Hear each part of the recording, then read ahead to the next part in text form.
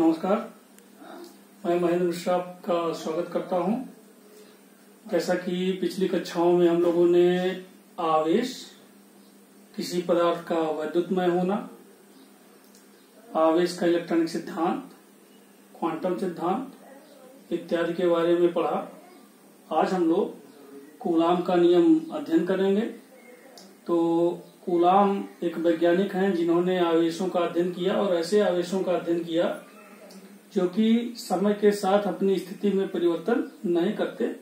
अर्थात हम लोग अपना पुराना वाला टॉपिक वही जो पढ़े थे पिछली कक्षा में, वैद्युत अस्थितिकी, ऐसे आवेश जो समय के साथ अपनी स्थिति में परिवर्तन नहीं करते हैं, उन्हीं का अध्ययन करेंगे। तो उन्हीं के अध्ययन में ये कूलाम ने बताया कि किन्हीं दो मूल आवेशों के मध्य या परीक्षण आवेश अगर हमारे पास है या कोई भी दो आवेश हैं, उनके मध्य एक प्रकार का बल काम करता है।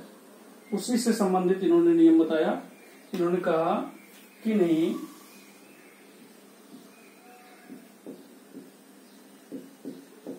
दो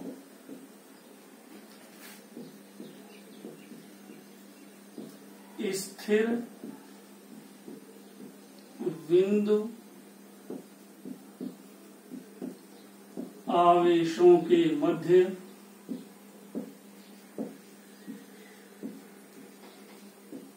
लगने वाला, हम लोग जानते हैं कि आवेश दो तरह के होते हैं, एक धनात्मक और एक ऋणात्मक। और हम लोगों ने आवेशों के गुण में यह पढ़ा है कि समान आवेश एक दूसरे को प्रतिकर्षित करते हैं और विपरीत आवेश एक दूसरे को आकर्षित करते हैं। तो इस तरह से इसमें दो बल लगते हैं। कौन कौन सा? एक लगेगा फोर्स ऑफ अट्रैक्शन और एक लगेगा फोर्स ऑफ रिपल्सन, आकर्षण अथवा प्रतिकर्षण। ये दो प्रकार के बल काम करते हैं आवेशों के मध्य। तो इन्होंने बताया कि किन्हीं दो स्थिर बिंदु आवेशों के मध्य लगने वाला बल उनके मात्राओं के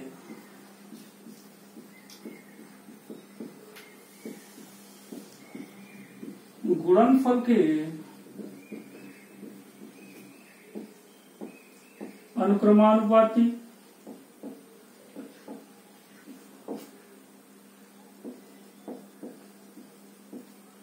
तथा उनके बीच की दूरी के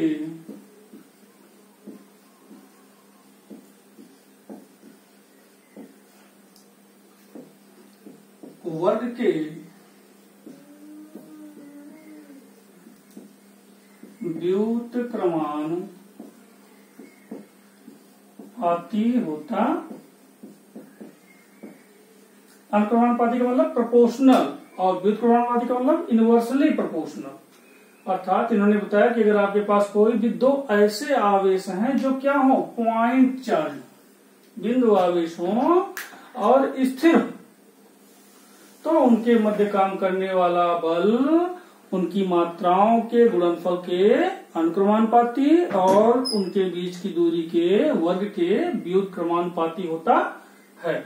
अब आइए इसका जो है मैथमेटिकल रूप देख लेते हैं। कूलाम ने बताया कि अगर हमारे पास कोई दो चार्ज ऐसे हैं जो कि बिंदुवत रूप में, बिंदु आवेश, और कैसे बिंदु आवेश हैं? स्थिर बिंदु आवेश हैं। तो एक आवेश हमने यहां मान लिया Q1 और एक आवेश यहां मान लिया Q2। ये दोनों स्थिर और एक दूसरे से एक निश्चित दूरी पर स्थित है। तो हम लोग जानते हैं कि अगर कहीं भी आवेश होगा तो उसके आसपास विद्युत क्षेत्र होगा। तो या तो पहला चार्ज दूसरे को आकर्षित करेगा या तो प्रतिकर्षित करेगा। वहीं फिर अगर हम लोग दूसरे की बात करें तो दूसरा वाला पहले को भी आकर्षित कर सकता है और प्रतिकर्षित भी कर सकता है। तो इस प्रकार से कूलाम ने बताया कि किन्हीं दो स्थिर बिंदु आवेशों के बीच लगने वाला बल, अब चूंकि ये बल आवेशों के कारण काम कर रहा है इसीलिए यहां पर इसे F क्यों लिखते हैं, किसके बराबर होगा, इन दोनों आवेशों की मात्राओं के गुणनफल के बराबर होगा या अनुक्रमानुपाती होगा। दूसरा, यही जो आकर्षण अथवा प्रतिकर्षण का बल काम कर रहा है आवेशों के मध्य, वो व्युत्क्रमानुपाती होगा इन आवेशों के बीच की दूरी के वर्ग के। तो 1/r², इसको मान लेंगे समीकरण नंबर 2। अब from equation first and second we get FQ proportional Q1 Q2/r²।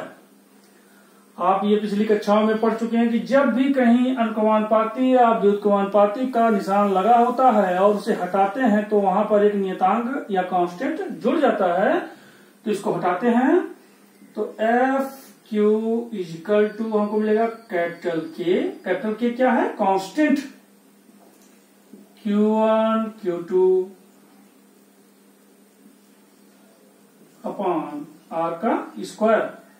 अब के का वैल्यू क्या है, जहां के कांस्टेंट है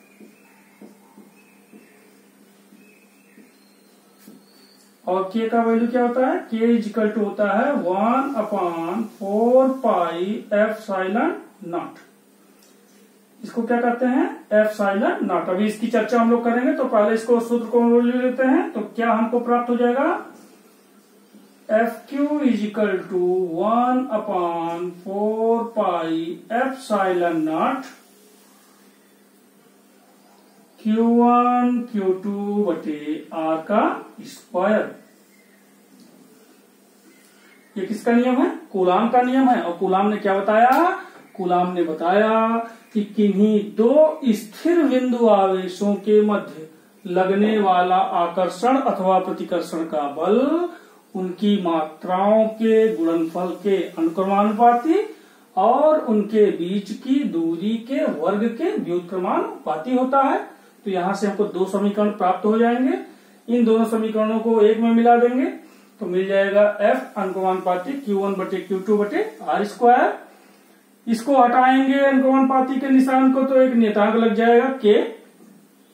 FQ बराबर K Q1 Q2/r², जहां पर K एक नियतांक और इसका मान कितना होता है 1/4πε0। तो K का मान इस समीकरण में रखेंगे तो क्या हमको प्राप्त हो जाएगा कि जो लगने वाला बल है आवेशों के मध्य उसका मान कितना होगा 1/4πε0 Q1 Q2/r²। अब हम लोग देख लेते हैं, अभी हम लोग बात कर रहे थे इसकी, तो इसको क्या करते हैं, इसको कहते हैं F साइलॉन 0 या ε0 भी इसको कहा जाता है। ये क्या है, ये है निर्वात में वैद्युतशीलता।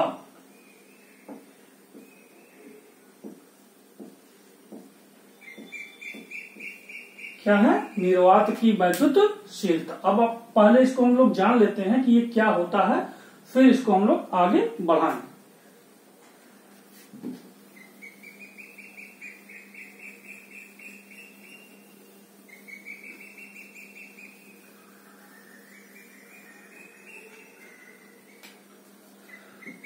तो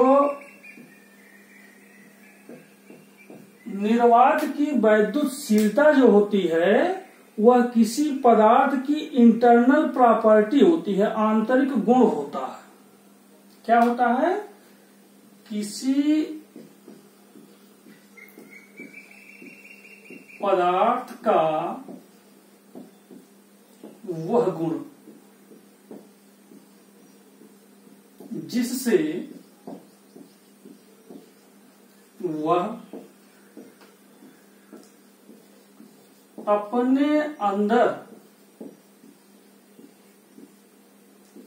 प्रवाहित होने वाली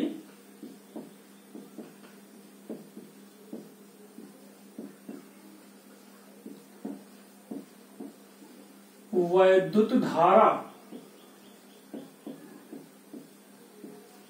के विरोध की माप को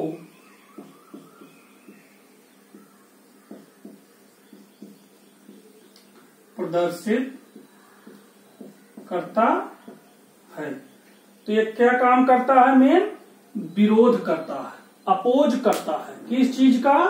कि किसी मटेरियल में, किसी पदार्थ में हम लोग वैद्युत धारा प्रवाहित ना करने पाए, ये काम करता है कौन? एप्सिलॉन जीरो या निर्वात की विद्युतशीलता। अर्थात ये पदार्थ की इंटरनल प्रॉपर्टी है जो हमें ये बताती है कि उस पदार्थ में अगर कोई वैद्युत धारा प्रवाहित हो रही है तो वो कितना विरोध उसका कर रहा है, ये कौन बताता है? Epsilon zero. अब हम लोग देखते हैं अपने पुराने टॉपिक कूलाम का नियम।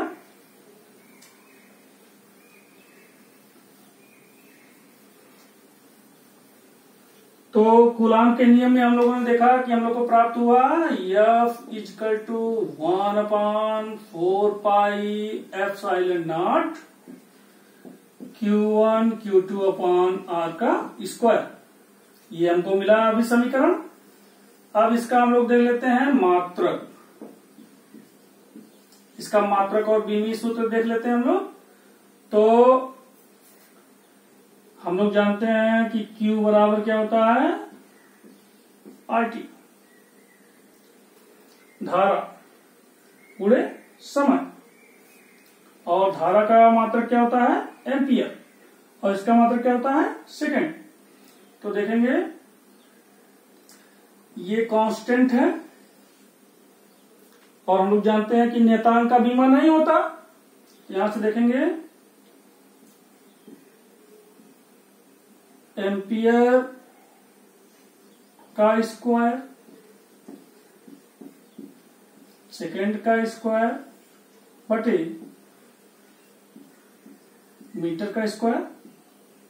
तो ये क्या हो जाएगा? एम्पियर का स्क्वायर, सेकेंड का स्क्वायर प्रति मीटर का स्क्वायर। इसी को क्या कहते हैं? कूलम।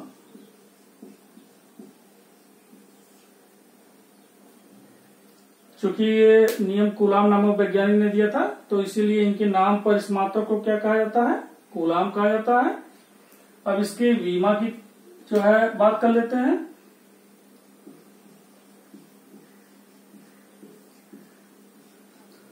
तो जैसा कि मात्रक से ये स्पष्ट है, एम्पियर, एम्पियर को किससे प्रयोग करते हैं? ए से। तो ये हो गया ए स्क्वायर। सेकेंड, सेकेंड का मतलब टाइम, टाइम को टी से प्रदर्शित किया जाता है, तो टी पर घाते 2 बटे मीटर पे घाते 2। मीटर का मतलब क्या? लेंथ, लंबाई, तो एल पे पावर 2। इसको हम लोग ले आते हैं तो क्या हो जाएगा?